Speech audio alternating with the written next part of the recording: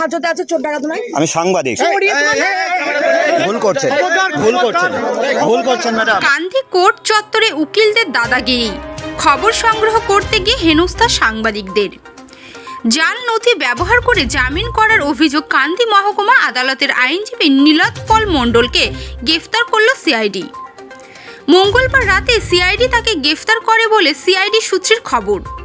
বুধবার দুপুর নাগাদ আইনজীবীকে কান্দি মহকুমা আদালতে তোলা হলে বিচারক 3 দিনের সিআইডি হেফাজতের নির্দেশ দেন। যদিও এদিনে কান্দি মহকুমা আদালতে খবর সংগ্রহ করতে গিয়ে আইনজীবীদের বাধার মুখে পড়ে সাংবাদিকরা। গণতন্ত্রের চতুর্থ স্তম্ভকে কণ্ঠরোধ করার চেষ্টা করে আইনজীবীরা। এই ঘটনার পরিপ্রেক্ষিতে কান্দি থানায় লিখিত অভিযোগ দায়ের হয়েছে আইনজীবীদের বিরুদ্ধে। প্রসঙ্গত 2015 সালে ভরতপুরে আশরাফ শেখকে বোমা মেরে খুন করার অভিযোগে গ্রেফতার করা হয়েছিল লালুকে। 2018 সালে যাবজ্জীবন সাজা ঘোষণা করে কান্দি আদালত। 2021 সালে হাইকোর্টের জাল নথি দেখিয়ে জামিন নেওয়ার অভিযোগ ওঠে লালুর বিরুদ্ধে। পরে সেই লালুকে গ্রেফতার করে সিআইডি। লালুকে জিজ্ঞাসাবাদ করেই উঠে আসে আইনজীবীদের নাম।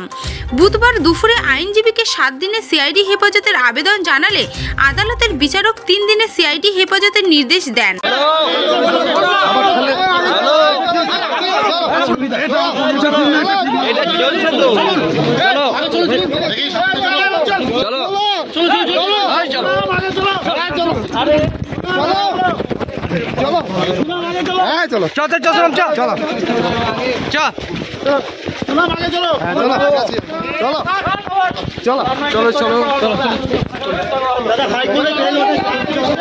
একজন আইনজীবী হয়ে কি করে এই কাজ করলেন?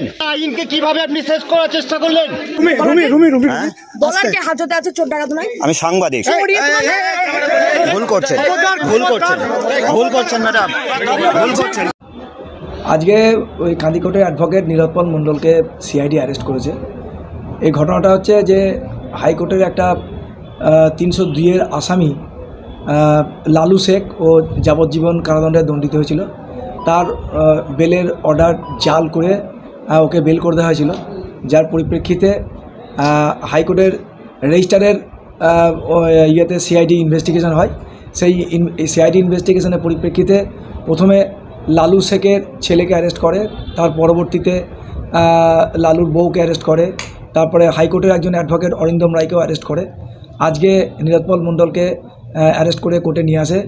তো ওই যে হাইকোর্টে যে অর্ডারটা ওরা জাল করেছে, ওই সিল ছাপ মোহর এবং ডকুমেন্ট, এগুলো উদ্ধারের জন্য সিআইডি তাকে 7 দিনের পুলিশ রিমান্ড বা পুলিশ হেফাজতে নেওয়ার জন্য প্রেয়ার করে। মাননীয় এসিজেএম কোর্ট তাকে 3 দিনের পুলিশ হেফাজত আদেশ দেন। হাজতে আছে, চোর ডাকাত নয়। আমি সাংবাদিক। ভুল করছেন ম্যাডাম।